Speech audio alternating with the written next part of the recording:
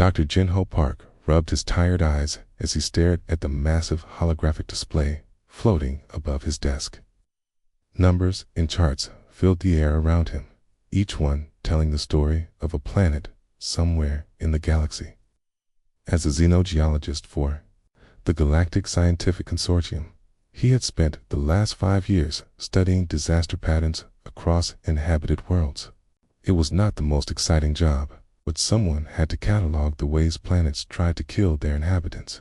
The research station Prometheus orbited the gas giant Kepler-4 4-b, far from Earth and far from the politics of the inner worlds. Here, scientists from dozens of species worked together to understand the universe. The station hummed with activity as researchers from across the galaxy shared their knowledge and compared their findings. Jin Ho stretched his back and looked out the bright viewport at the swirling storms of the gas giant below. Each storm was larger than Earth itself, a reminder of how violent and unpredictable nature could be. He had been working on his latest report for weeks now, comparing natural disaster frequencies across all known inhabited worlds. The patterns were depressingly consistent. "Dr. Park, you need to see this," came a voice from behind him. He turned to see Dr. Salman Lee, his research assistant, approaching with a troubled expression. She carried a datapad, and her usually neat hair was disheveled, a sure sign she had been working through the night again. "What is it?" "So-Min. It's another volcanic world losing half its population." "No, sir. It's about Earth." Keen Ho raised an eyebrow. Earth was hardly the most interesting planet in their database. It was a typical water world with a single moon. Nothing particularly special about it, except that it happened to be where humans came from. So-Min activated her datapad key and projected the information into the air between them. Charts and graphs materialized, showing geological activity patterns, atmospheric disturbances, and seismic readings spanning thousands of years. "I've been double-checking our Earth data for the final report," Salman said, pointing to the displayed information.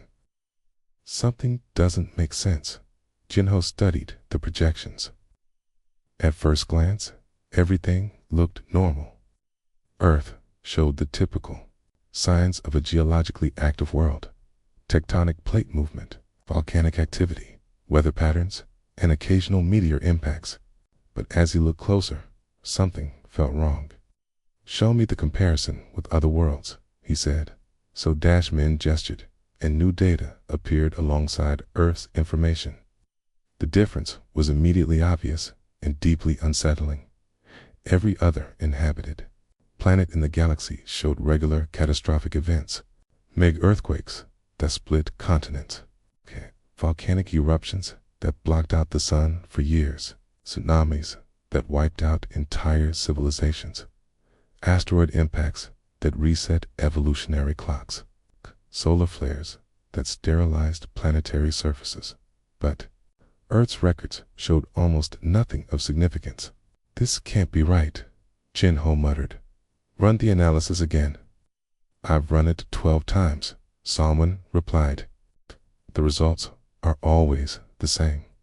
Earth has experienced virtually no major natural disasters in the last 50,000 years."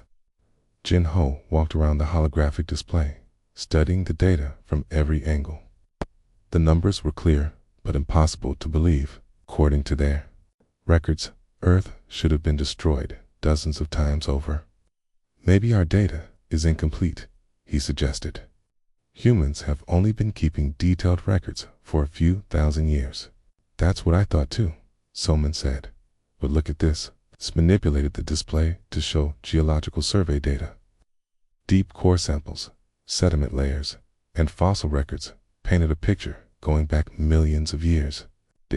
The pattern remained consistent.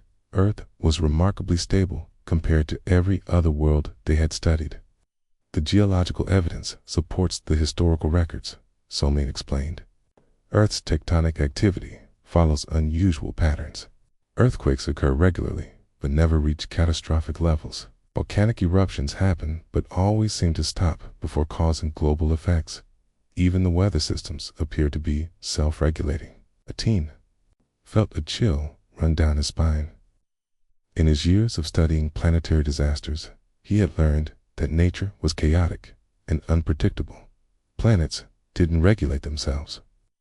They certainly didn't protect their inhabitants from harm. There has to be an explanation, he said. Maybe Earth is just located in a particularly stable region of space. So Min shook her head and brought up another display. This one showed Earth's position relative to other star systems and cosmic phenomena. Actually, Earth sits in one of the most geologically active regions of the galaxy, she said. It's surrounded by volatile star systems, asteroid fields, and gravitational anomalies. By all calculations, Earth should have been hit by major disasters hundreds of times. Jinho stared at the data in disbelief. The evidence was overwhelming and completely contradicted everything he knew about planetary science. We need to report this to the council, he said finally, the next morning. Jinho and Simon stood before the Galactic Scientific Council in the station's main conference chamber. Representatives from dozens of species filled the room, their various forms of communication creating a constant background buzz of translation devices. Council leader Vorthok, a tall reptilian being with scales that shifted color with his mood, listened to their presentation with visible skepticism. His scales had turned a deep purple, indicating doubt or displeasure. Dr. Park, Vorthok said in his hissing voice, you are suggesting that Earth is somehow immune to natural disasters. This is highly unlikely. The data speaks for itself, Jinho replied. Earth's disaster frequency is thousands of times lower than any other inhabited world. Perhaps humans simply haven't lived long enough to witness their planet's true nature, suggested Council Member Nexari, a crystalline being whose voice sounded like wind chimes. Your species has only been spacefaring for a few hundred years. Geological surveys go back millions of years, Somin interjected. The pattern is consistent throughout Earth's history. The council members exchanged glances, their various forms of nonverbal communication creating a complex dance of skepticism and curiosity. Even if your data is accurate, Vorthak continued, there must be a scientific explanation. Perhaps Earth's magnetic field is unusually strong, or its moon provides some form of protection. We've considered those possibilities, Jinho said. Earth's magnetic field is within normal parameters, and while its moon is large, it shouldn't provide the level of protection we're seeing. Then, what do you propose? Asked another council member. Jinho looked at Samin, then back at the assembled representatives. We need to investigate Earth directly. Send a team to study the planet systems firsthand. Its council chamber fell. Silent, direct investigation of homeworlds was expensive and rarely approved without compelling evidence. The request is noted, Vorthok said finally. We will consider your proposal. As the council members filed out, Jinho couldn't shake the feeling that they were missing something important. Earth's stability wasn't just unusual, it was impossible. Impossible things usually had explanations that changed everything. He looked at Salman, who was still staring at the data projections floating in the air. What if we're asking the wrong question? She said quietly. What do you mean? What if Earth isn't lucky? What if something is protecting it? The thought sent another chill through Jinho. If Salman was right, then Earth harbored a secret that could change their understanding of the galaxy itself. 3 weeks later, Juno stood on the observation deck of the research vessel Aurora as it approached Earth's orbital space. The blue and white marble that was humanity's homeworld grew larger in the viewport, looking peaceful and inviting. It was hard to believe that this serene planet held secrets that could shake the foundations of galactic science. The Galactic Scientific Council had approved their investigation request. Though not without considerable debate, the mission included both human and alien researchers, a compromise that satisfied the Council's desire for objective observation, while allowing humans to guide the investigation of their own world. Beautiful, isn't it? Said Dr. So-Min Lee, joining him at the viewport. She carried a portable scanner and looked excited. despite the early hour. It always is, Jinho replied. But beauty can be deceiving. Behind them, the rest of the investigation team was busy preparing their equipment. Dr. Tae-Woo Kim, Earth's leading seismologist, was calibrating deep scan sensors that could detect geological activity from orbit. Dr. Mi-young Choi, an atmospheric scientist, was checking weather monitoring devices that would track air currents and pressure systems across the planet. The alien members of the team moved about the ship with visible curiosity. They had studied Earth's data for weeks, but this was their first time seeing the planet with their own eyes. Council member Nexiri's crystalline form chimed softly as she processed visual data, while Dr. Zephin, a tall being with gray skin and large eyes, took detailed measurements of everything he could see. The orbital approach confirms our initial readings, Dr. Zephin announced to the team. Earth's magnetic field shows remarkable stability. Most worlds this age display significant fluctuations, but Earth's field appears almost artificially maintained. Jinho exchanged glances with Somin.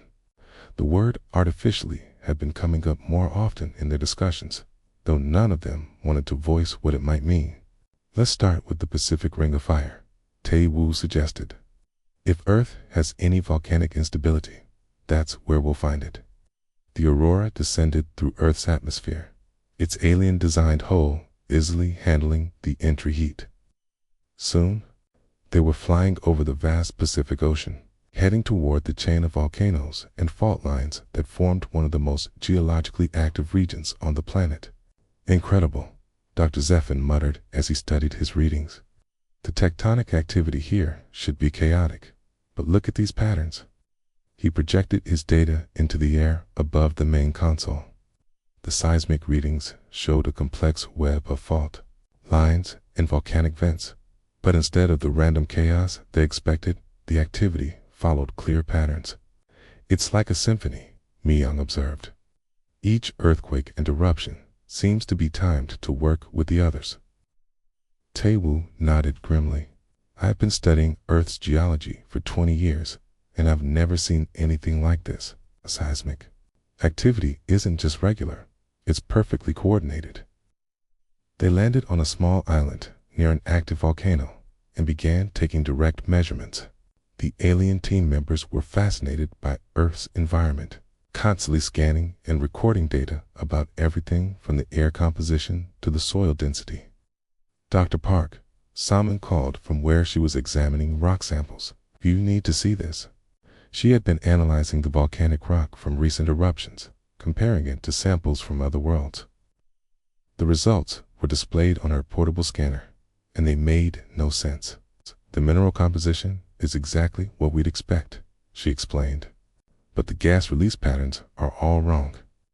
When this volcano erupts, it should release massive amounts of sulfur dioxide and ash into the atmosphere. Instead, it's releasing just enough to relieve pressure without causing environmental damage. That's impossible, said Dr. Zephin. Volcanic eruptions are violent, uncontrolled events. They don't regulate themselves. This one does, Salmon replied. And according to our records, they all do. The team spent the next week traveling to different geological sites around Earth. Each location told the same story.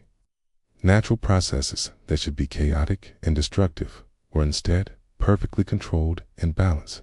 In California, they studied the San Andreas Fault, one of Earth's most famous earthquake zones. Tae-Woo's deep scans revealed that the fault released pressure through thousands of tiny earthquakes instead of building up to catastrophic events. The stress patterns are incredible, he explained to the team as they stood in a field above the fault line. The rock formations are shifting in ways that prevent major buildups of geological pressure. It's like the planet is performing its own maintenance. But how is that possible? Asked Council Member Nexari, her crystalline form reflecting the sunlight in complex patterns. I don't know, Tae-Woo admitted. By every law of physics I understand, this shouldn't work. Their investigation of Earth's weather patterns proved equally mysterious. Mi-young's atmospheric readings showed that storms formed and dissipated with unusual precision. Hurricane systems that should have grown into devastating monsters instead weakened at exactly the right moments. Drought patterns that should have lasted for years were broken by perfectly timed rain systems. It's like the weather is being managed, Mi-young told the team during one of their evening briefings. Storm systems are being redirected, pressure systems are being balanced, and temperature variations are being controlled within narrow ranges. Managed by what? Dr. Zeffin asked. I don't know, Mi-young replied. But whatever it is, it's incredibly sophisticated. It's the most disturbing discovery came when they began studying Earth's ocean currents. The team took their research vessel underwater to examine the deep ocean floors, expecting to find the same chaotic patterns they saw on other worlds. Instead, they found something that made them question everything they thought they knew about Earth. There are structures down there, Soman announced, after reviewing sonar data from the ocean floor. Artificial structures.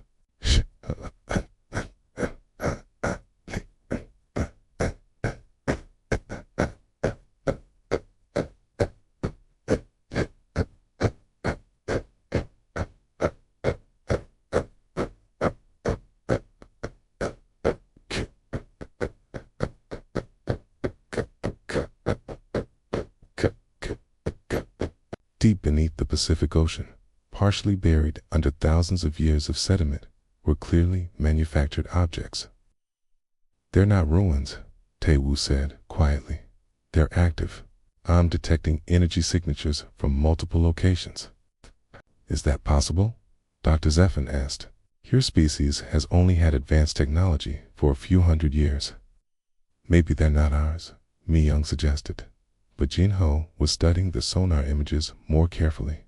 The structures were clearly artificial, but their design patterns were strangely familiar.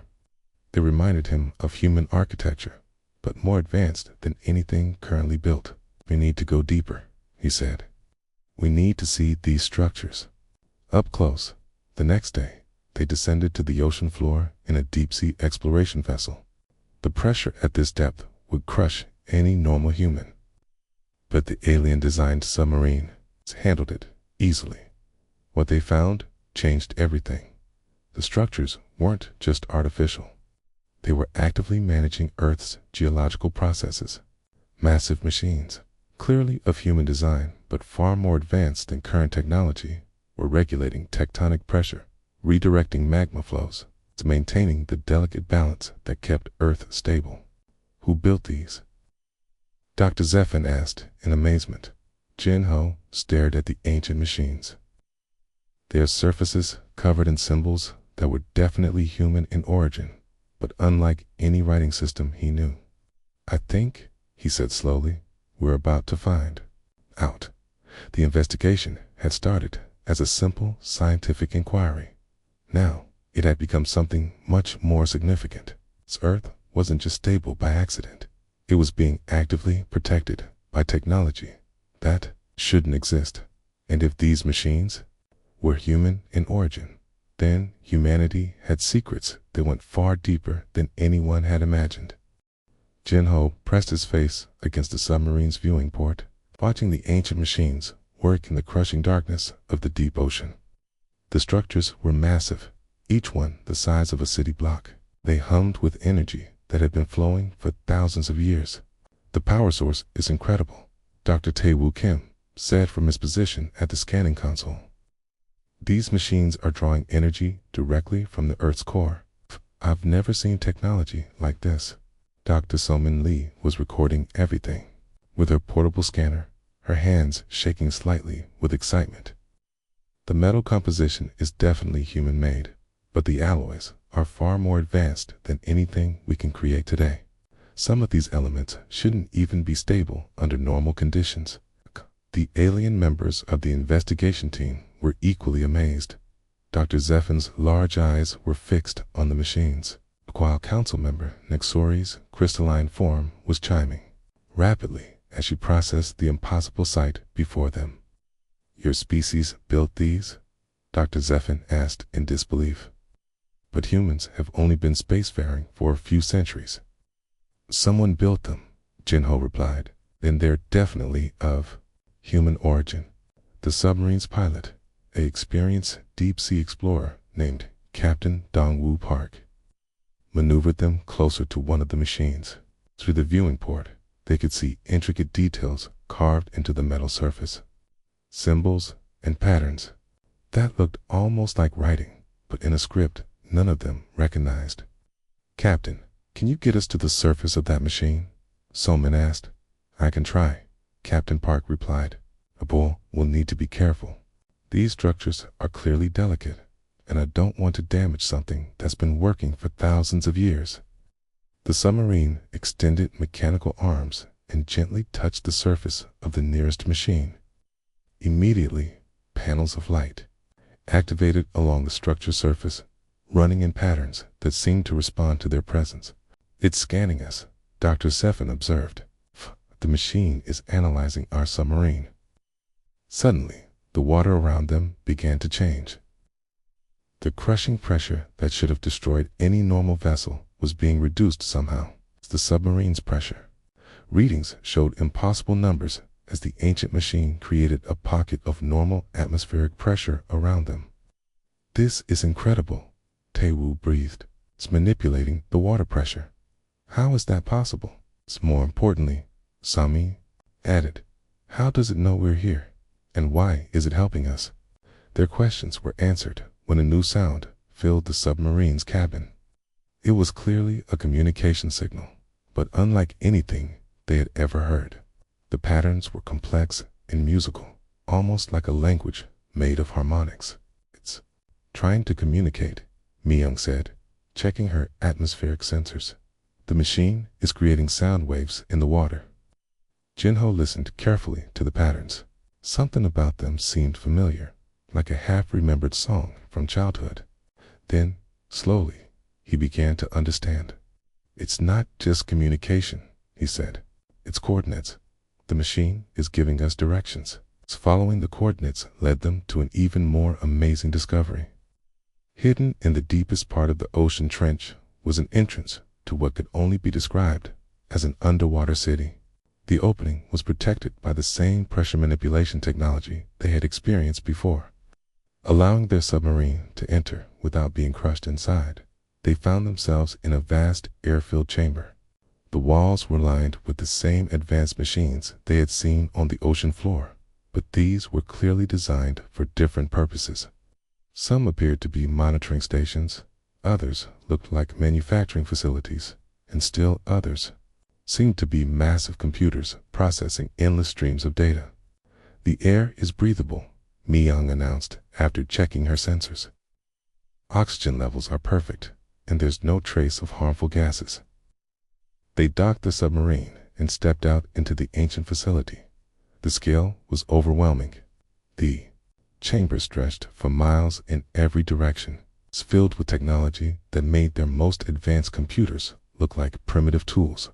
"Look at this," Song-min called from where she was examining a wall display. "These screens are showing real-time data from all over the Earth."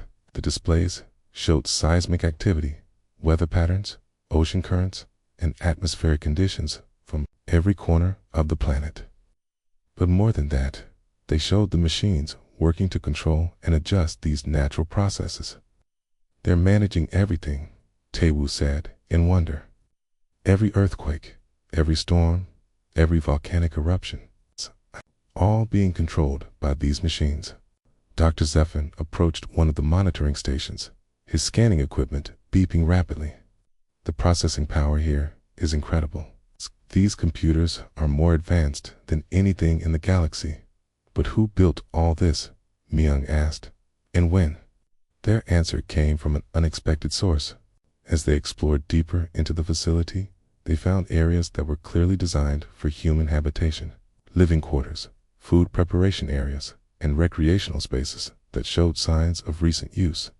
"Someone's been living here," Sumin observed. "Recently." "Not someone," said a voice from behind them. "Many people." The team spun around to see a group of humans approaching them. But these weren't like any humans they had seen before. They moved with unusual grace and wore clothing made from materials that seemed to shift and change color with their movements. Their eyes held an intelligence that seemed to see far beyond the present moment. The leader of the group was an elderly woman with silver hair and kind eyes. She stepped forward and smiled at the shocked investigators. "Welcome to the deep station," she said in perfect Korean. "We've been waiting for you to find us." "Who are you?" Jinho managed to ask. "My name is Yunyan Han," the woman replied. "I'm one of the guardians of Earth. We've been protecting this planet for over 50,000 years." The alien members of the team were speechless. Council member Next Series' crystalline form had stopped chiming entirely, while Dr. Zephin's large eyes were wider than anyone had ever seen them. 50,000 years, Sumin whispered. "That's impossible. Human civilization is only a few thousand years old." "Okay, surface human civilization," Yunyun corrected gently. "We are the descendants of an earlier human society that achieved technological advancement long before your recorded history began." She gestured to the massive machines around them. "Our ancestors realized that Earth was naturally unstable. The planet's position in the galaxy, its geological structure, and its proximity to various cosmic hazards meant that life on the surface would face constant extinctional events." "So you built all this to protect the planet?" Tae Wu asked. "We built it to protect life," Yunyan replied.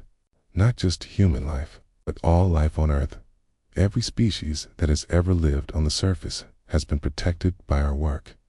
"But why?" Dr. Zephin asked. "Why not simply leave the planet and find a safer world?" Jun's expression grew serious. "Because Earth is more than just our home. It's the key to protecting life throughout the galaxy. What we've learned here, the technology we've developed, can be used to protect other worlds from the same threats that would have destroyed Earth." She led them to a central control room where massive displays showed star charts and planetary data from across the galaxy. "We've been preparing for something much larger than just protecting Earth. There's a cosmic threat approaching that will affect every inhabited world in the galaxy." "What kind of threat?" Jinho asked. "A rogue black hole," Yunyun said quietly. "It's still decades away, but when it arrives, it will destabilize star systems across multiple sectors. Every inhabited world will face the same extinctional level disasters that we've been preventing on Earth." The room fell silent as the implications sank in. The investigation team had come to Earth looking for answers about natural disasters. Instead, they had discovered that humanity possessed technology that could save the entire galaxy. "We've been waiting for surface humanity to advance enough to help us," Yunyan continued. "The time has come to reveal ourselves and share what we've learned." She looked directly at Jinho and his team. "You came here looking for scientific answers. Instead, you found humanity's greatest secret and our most important mission. The hidden truth was more incredible than any of them had imagined. Earth wasn't just protected by ancient technology.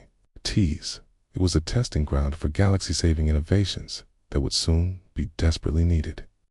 Yung Han led the investigation team through corridors that seemed to stretch endlessly into the heart of the underwater facility.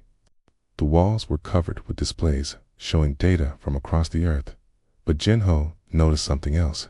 The technology was alive in a way that seemed impossible.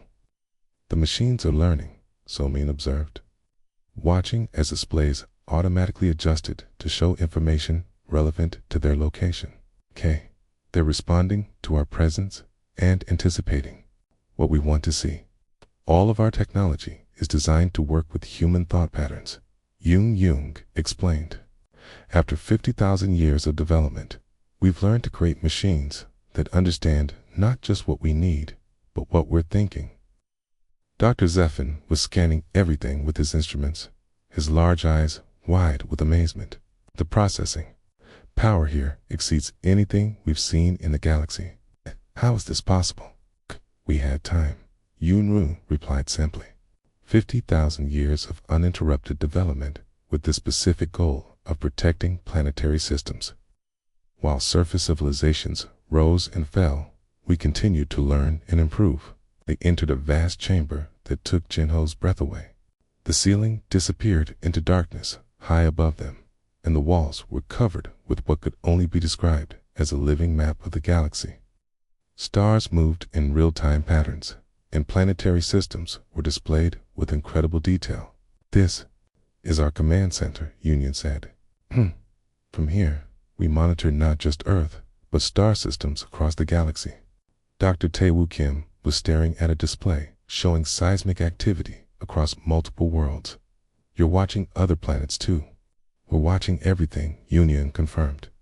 "Every inhabited world faces the same threats that Earth would have. Faced without our protection, we've been studying these patterns for thousands of years, learning how to predict and prevent planetary disasters." Dr. Mi Young Choi approached a station that was monitoring atmospheric conditions on dozens of worlds. "The data collection is incredible. You have information about planets that we've never even visited." "We have ways of gathering information that don't require physical presence," Yoon said. "Our ancestors developed technologies that can analyze planetary conditions from vast distances." As they explored the command center, more guardians appeared. Each one moved with the same unusual grace as Yoon, and their eyes held the same deep intelligence. They were clearly human, but something about them seemed different, evolved. "How many of you are there?" Jinho asked. "Several thousand," replied a tall man who introduced himself as HFY. "We maintain stations like this one all over the Earth. Ocean floors, deep underground, even in space. Each station has a specific purpose in protecting the planet." "You've been doing this for 50,000 years?" Salman asked. "Our ancestors made a choice," HFY explained. "When early human civilization reached a certain level of advancement, they discovered that Earth was doomed. The planet's natural instability would have made long-term survival impossible." He gestured to the galactic display around them. "Most species in that situation would have simply left their home world and found a safer place to live. Our ancestors chose differently." "Why?" Dr. Sefin asked. "Because they realized that the same threats facing Earth would eventually face every inhabited world in the galaxy," INJ continued. "Rather than running from the problem, they decided to solve it." Union joined them at the central display. "The technology we've developed here can stabilize any planetary system. We can prevent earthquakes, control volcanic activity, manage weather patterns, can even redirect celestial objects that pose collision threats." "But why keep it secret?" Mi Young asked.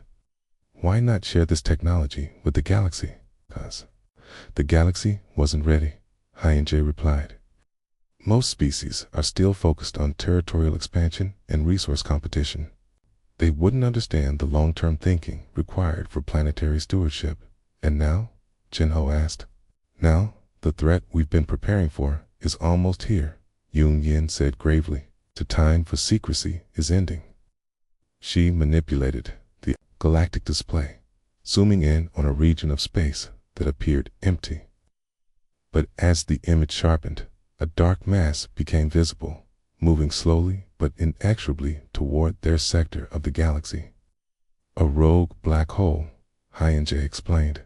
"It's been drifting through space for millions of years, and our calculations show it will enter our galactic region within the next 50 years. "What will happen when it arrives?" Salman asked, though her voice suggested she already knew the answer would be terrifying. "It's gravitational chaos," Union replied. "Star systems will be destabilized, planetary orbits will shift, and most inhabited worlds will face extinction-level events. Some planets will be pulled into new orbits that make them uninhabitable. Others will experience tidal forces that tear them apart." The alien members of the team were silent, processing the implications. Councilmember Nixori's crystalline form was chiming softly, a sound that indicated deep concern. "How many worlds will be affected?" Dr. Zephin asked. Nearly every inhabited system in this spiral arm of the galaxy, Henjay answered. Billions of people across hundreds of worlds. But you have a plan, Jinho said. It wasn't a question. We have a solution, Yun confirmed.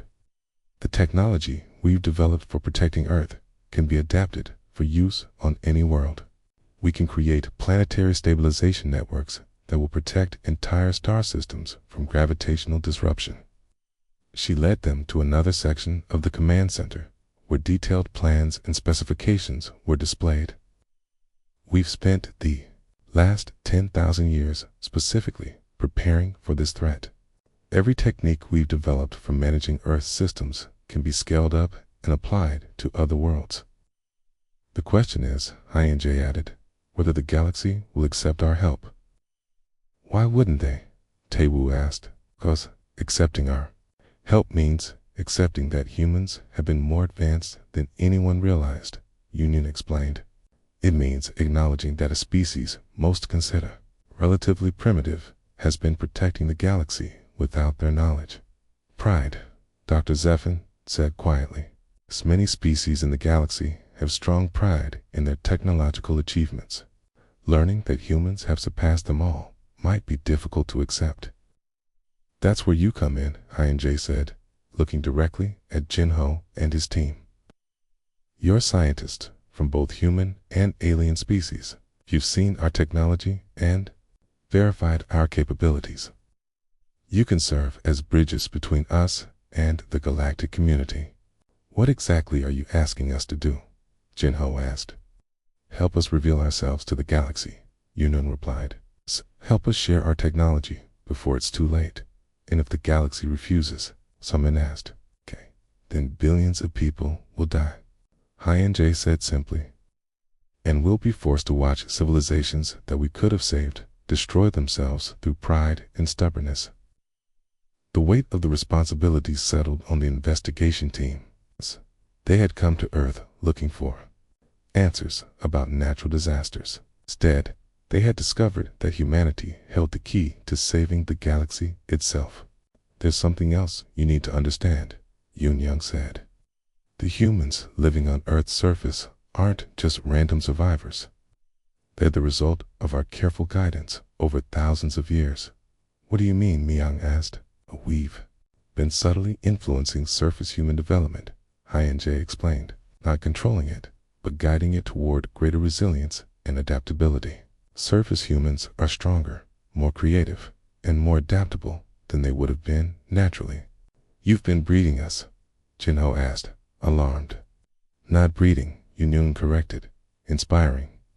We've created challenges that strengthen rather than destroy. The disasters we've allowed to occur have been carefully chosen to build character and intelligence without causing extinction. Surface humanity is our greatest achievement, Henjay added. A species that has been raised on a planet where every challenge was designed to make them stronger, smarter, and more capable of working together. And now we need that strength for something larger than Earth, Yun concluded. We need it to save the galaxy. The revelation was staggering. Humanity wasn't just protected by ancient technology. They were the product of 50,000 years of careful development, designed to be the galaxy's protectors when the time came. The investigation team stood in silence, understanding that their simple scientific mission had become something much more important. They were about to become the ambassadors for humanity's greatest secret and most crucial mission. 6 months later, Jinho stood before the largest gathering in galactic history. The Grand Assembly Hall on Prometheus Station had been expanded to accommodate representatives from over 300 species. The air hummed with translation devices, working in dozens of languages as beings from across the galaxy waited to hear testimony that would change everything. The evidence was overwhelming. Jinho and his team had spent months documenting the Guardian technology, verifying their claims and preparing presentations that even the most skeptical alien scientists couldn't dismiss. Dr. Soman Lee had compiled geological data spanning 50,000 years. Dr. Taewoo Kim had demonstrated the impossible precision of Earth seismic management systems. Dr. Myung Choi had shown how Earth's weather was controlled down to individual storm systems, but the real proof stood behind them on the assembly stage.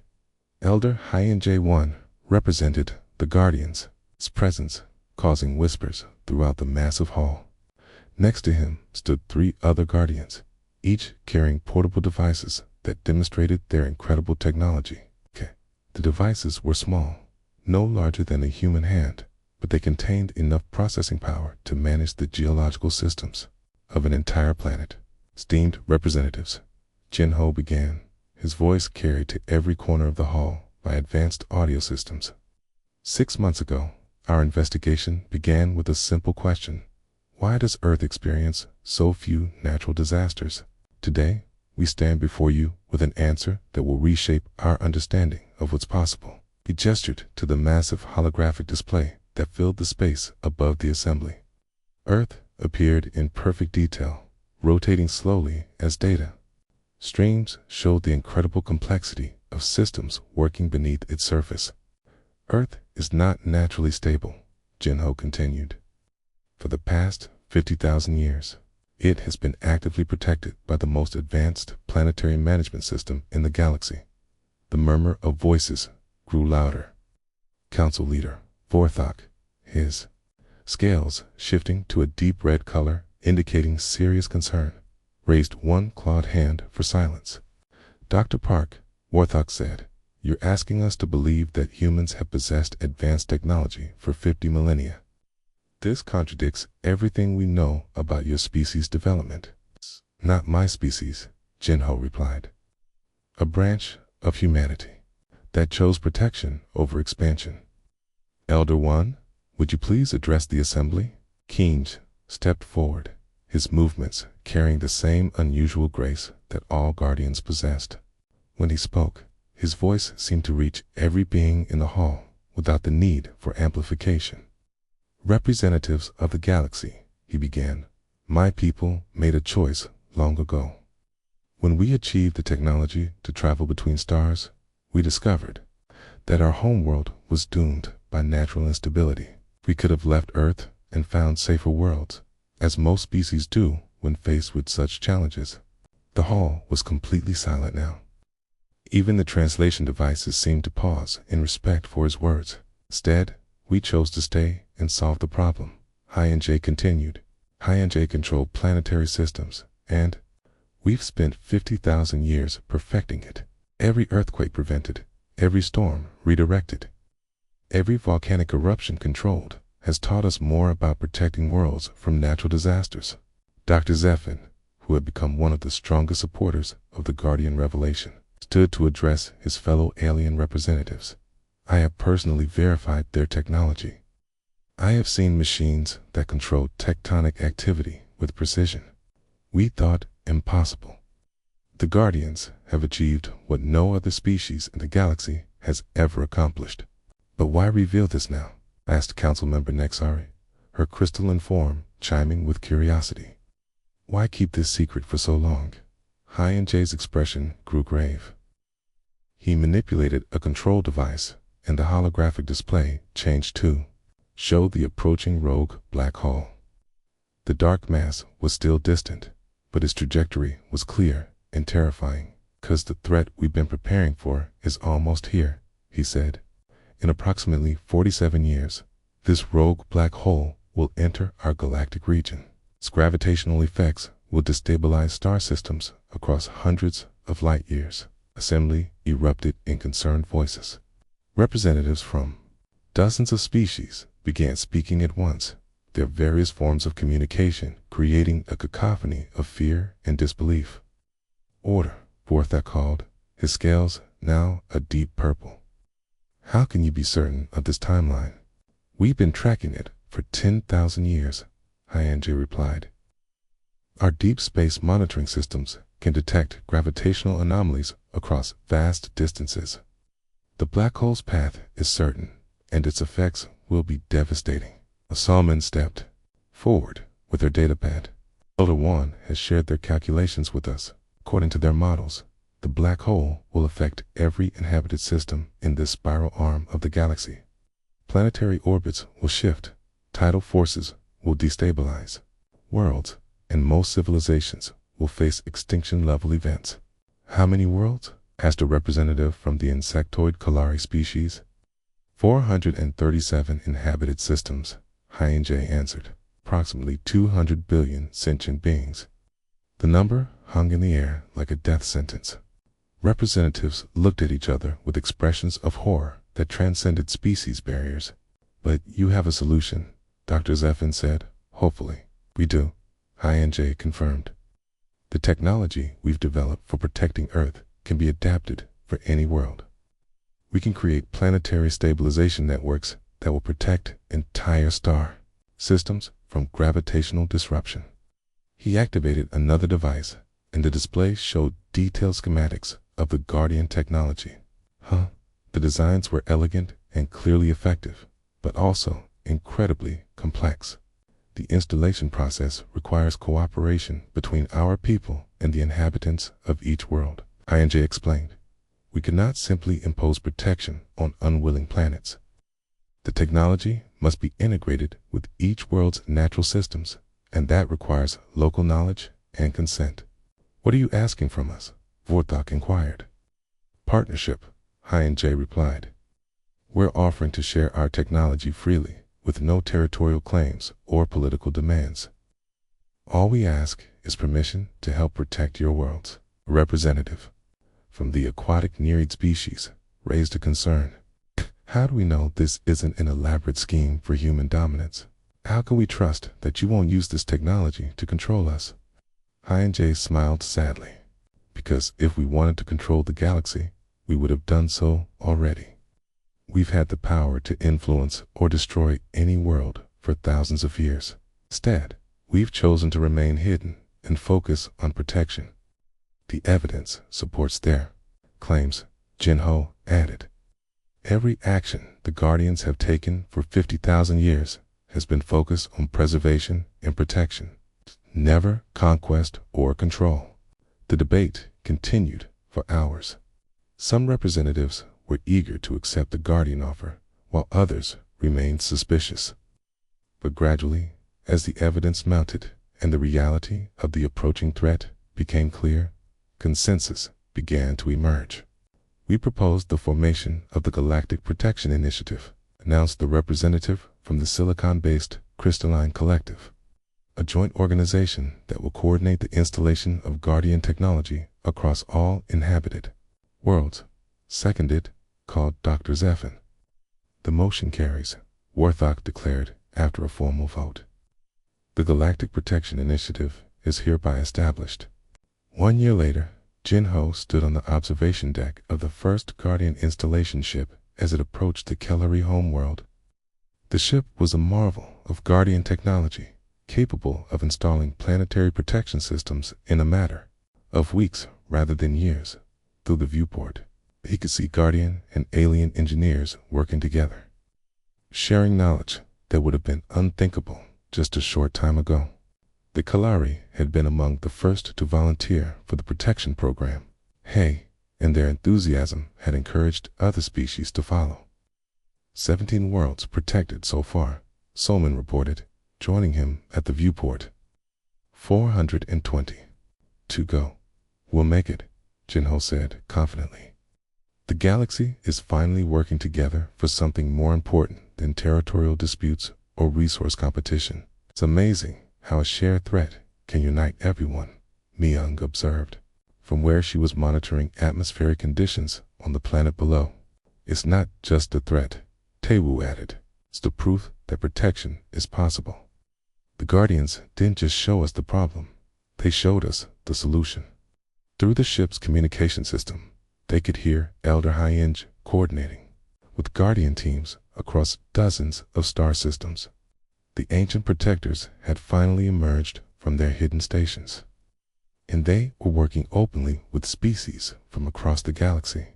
The Earth protection model is working perfectly on the 7th planet, came a report from Guardian engineer Nam Soo Kim. Local geological systems are stabilizing ahead of schedule, confirmed, replied Hyenjae, where the management systems are now online on the near-Eid homeworld. Atmospheric stability is improving rapidly. Jinho smiled as he listened to the reports.